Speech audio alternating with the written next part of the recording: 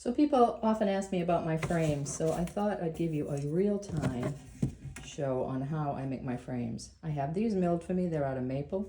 They're 2 inches and about 3/8 of an inch on the face. I then take this is a 1x2 pine that I get from Home Depot. Then I have some PVA adhesive that I get off of Amazon by Linico, whatever. So take some of this glue, I run it along here. Don't you like those magical videos where it just like all happens fast? I'm sorry. This is gonna be the real-time video so you can see how it really happens. But it's not fast and magical. Creating artwork is a pain in the butt. It's a lot of work, and framing is one of those things. But I chose to do this because, so we're gonna put these together like that. Can you see that? I just put it together like that. So I chose to do this because I was tired of getting my frames either dinged at shows or the framing company running out of the frame stock that I needed. So these little handy dandy things are used for guitar makers and cello makers. I'm not saying they're wonderful. I was given these by a woodworker who was not doing guitars anymore. So I thought they might work, and they do work pretty well because I can take this and fit it right into that. Oh, I'll get my hand out of the way, I promise. Okay, so I fit that in here, see? And it's got a screw on this side, so then I can just tighten the screw, and these little things hold it in place. It'd be ideal if this was a little deeper because only a little bit of it catches, but it seems to work all right. So then I will repeat. I'll do this all along the whole frame. I'll put a whole bunch of these that will keep the stock nice and tight for me, the glue tight. That way I don't have any nails to deal with, wreck up my saw. And when it's done, it'll be something like this that I can then cut and miter on my saw. And my picture will fit into here, right? My canvas, I make them the right depth so they sit in here. Then I just have to I can shoot screws through the back. I also use these clamps when I'm gluing the back onto my paintings. So they have been very handy even though they are a little shallow. So that's it. Any questions? I'll try to answer them. So let me first give a disclaimer here. I am a hack at this. I am not a professional woodworker, but I make my own frames. So I created this thing, probably has a fancy word if you're a person that knows about woodworking, but I glued a piece of wood to the back of this piece of wood, and along the front of it, I glued a measuring tape. Now these are also on the back with these little clips here so that I can take this thing off easily. These are just offset clips that are for canvases. So once I have that molding made, which I showed you how to make the molding, now I usually put the frame like this and I cut it. This one's already cut, so you don't have to listen to me use the saw, right? Look at that, huh? I do better than that. Then once I have my measurement, I move it along here and say, I know exactly how much. I know I'd have to add 1 1/8 inches to my frames in order for them to work right. So say it was supposed to be 19 inches, I would add 1 1/8 inches because I know that's where it is. And then I put this little thing and I lock it down on here so it won't move. All right, so then I have this butt up against here. I now have to change the direction of my saw to the other way, which is a pain in the butt, but this allows me to cut as many as I want at precisely that length. I have all my strips ready to go now. They've been glued, and I've done a back cut on all of them. So I put it in the saw this way, and I cut it this way so that I can get a backwards cut. You could switch the saw around and do it, but it's very important for the way I do it to have this way, which you will see in the next step. when I put it on my jig, this is where it will butt up against the measurement to make sure that I have all my frames the same size. I also wanted to say that I use this maple strip, as I mentioned before, that's glued to a 1x2 that you get from Home Depot. But there's also something very similar you can get at Home Depot. This is lattice strips that are almost exactly the same thickness and width. Just not quite as lovely as the maple, but if you're trying to find an inexpensive way to create a frame, you could just use this, the wider lattice, which is like really almost exactly the same as the frame that I have made out of maple. So next what we would do is we'll go over here and we'll take measurements.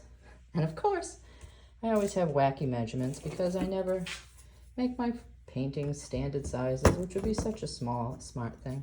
So I double check the size on both ends, and I am actually 23 3/8 by 27 5/8 this way.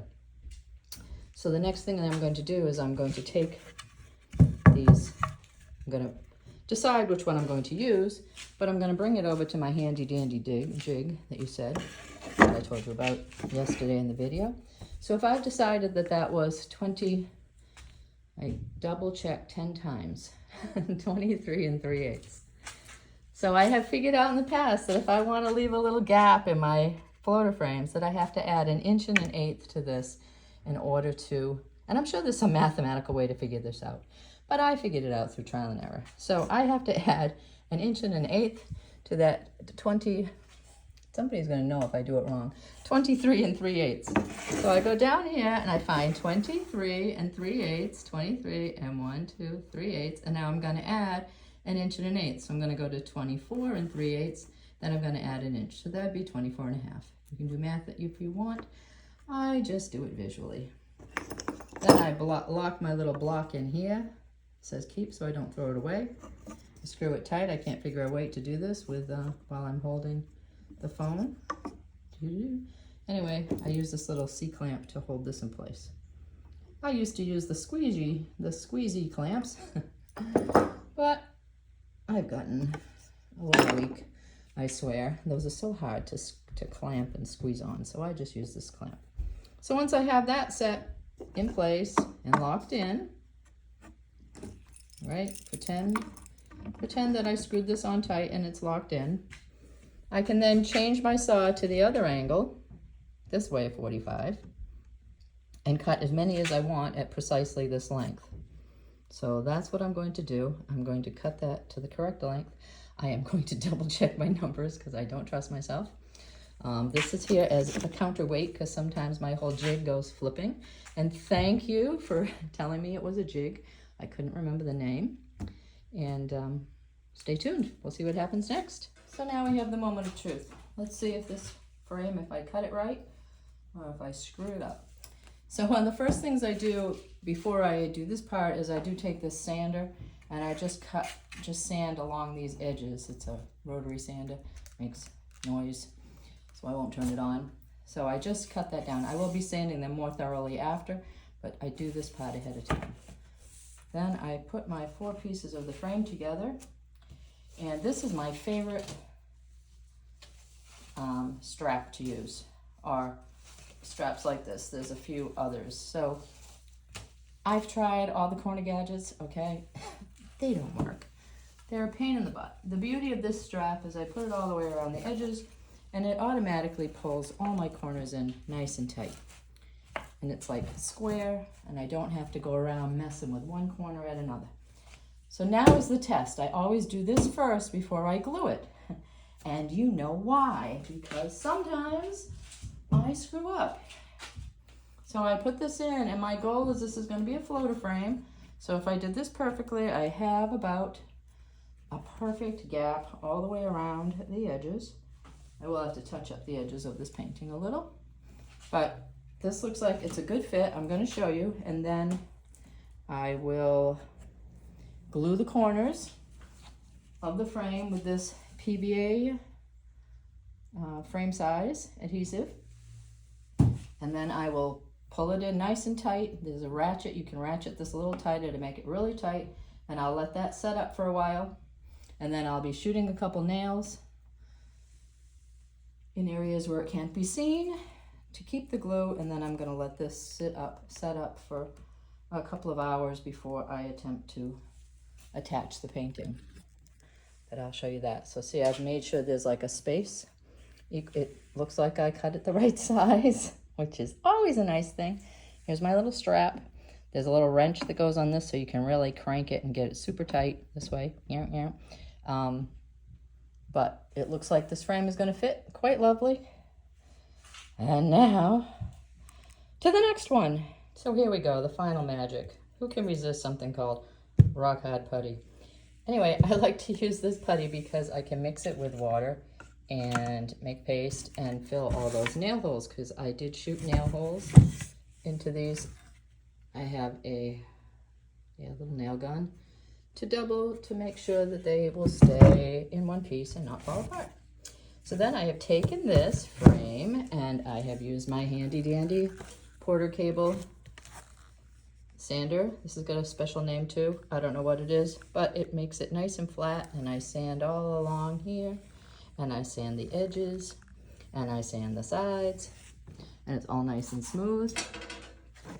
Then I flip it over and I put my hanger on.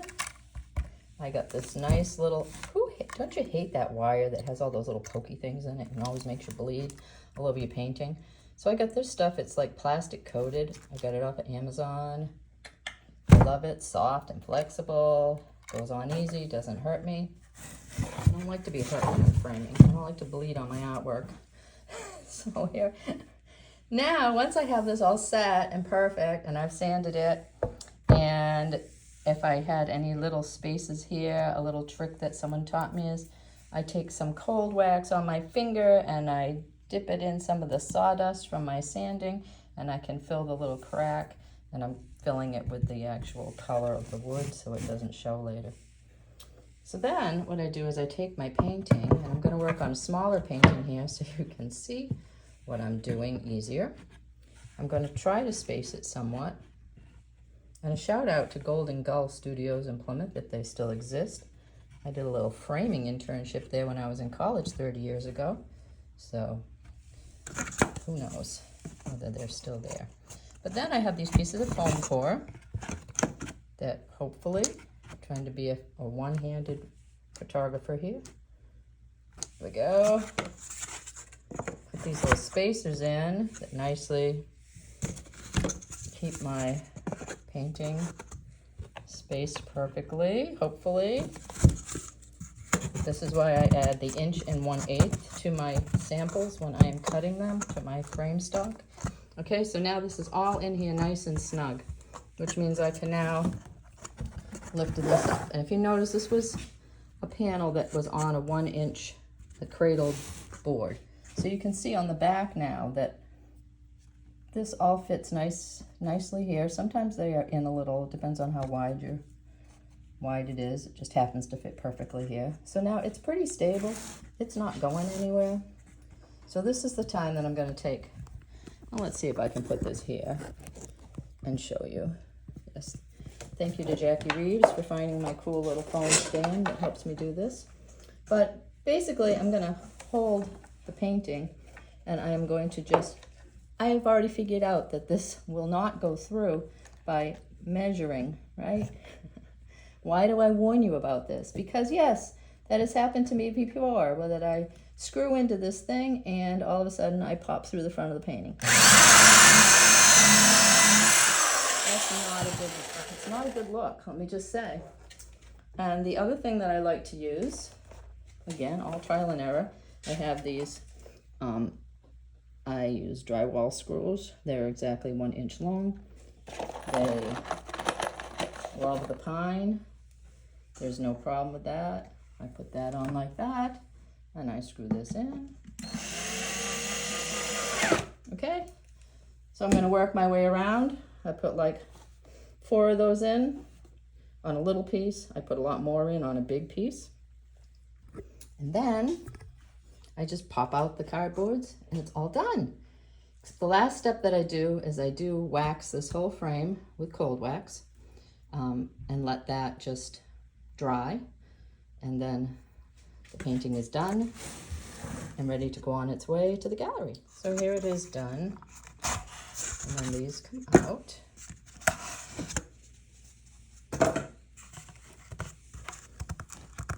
It's hard to do this with one hand, you know that? Just a little. All right, equally spaced. I did get these cool things also on Amazon. They are shims that come in all different thicknesses. So if for some reason I screw up, which happens occasionally, and it's not, I can't fit the foam core in, I can use a variety of those little shims. So there it all is, all framed up, and I put 4 screws in the back of this one. I will title, number, sign the painting on the back, and it's good to go.